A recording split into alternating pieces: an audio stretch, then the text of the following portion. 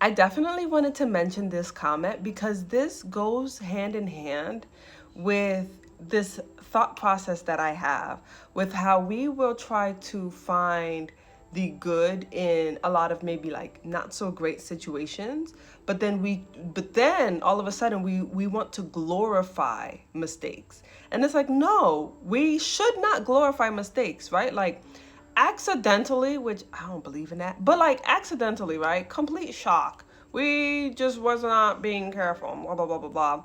We had another baby. My child just turned 2, or they're a little ways after 2, maybe 2.5 or so, right? And we're pregnant again. Oh, oopsie, whoopsie. That is, yeah, whatever. But this was more so talking about people who intentionally go out of their way. Like, oh my gosh, my kid is 1 years old. I definitely need to have another baby. Or my child is 9 months old. I definitely need to start planning to have another baby.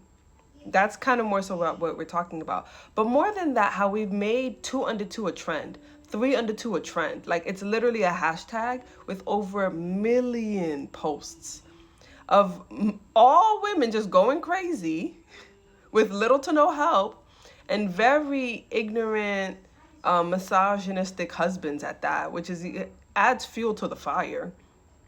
Um, but you have like a boatload of these women praising and trying to glorify 2 under 2 as if it's something to truly like glorify and actually want people to participate in. It's almost like that pregnancy pack kind of a thing.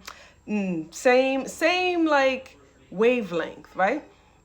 But with that, it makes me think as a women's health practitioner and professional, whoa, this really goes in line with this fear monger that was created by white people at that, that women need to have all their children before 35. Before 35, 35, 35, which is not true. Like traditionally, especially non-white people, my mom is one of 9 children. Her mom passed away when she was in her 90s. My mom's youngest sibling is 20 years, give or take, older than me. My mom is 58. My mom's oldest sibling is closer to her mother's age than she is to me. You know what I like? You we had children well into our 40s. My mom had my brother when she was 42. Having children in your 40s was not like geriatric pregnancy. It was not treated like that. It was very normal. Why? Because these women were hardworking women in the sense of they were gardeners, they were, cooking, they were doing sewing and textiles, they were working their bodies in different ways. And so 40, you're a strong, agile adult at this point because your 30s you were considered a young adult. You weren't fiending to push out all your kids in your 20s. No, because you understood that you had about 30, your 20s, 30s, and 40s to get these kids out. 50s, yeah, now I'm a little slowing down at this point. But 35 was never that cutoff point until the white patriarchy came floating into all these indigenous and traditional areas and said, no, actually it's 35. It's white women who had to have kids at 35 because their bones and their bodies literally could not make it past 35. They were dying. That was their expectancy for life, was 35 years. And so you cannot make that a blanket statement for everyone to follow. And so you have that. And then so now you have women who probably had their first kid at 30 and they're like, oh, I really wanted to wait. But 33, then they're going to say that I'm high risk this, which you're not. Your age is not the reason why you're high risk. And all of these other things. And now you're stressing yourself. And now, boom, I have secondary infertility. No, you don't. You do not.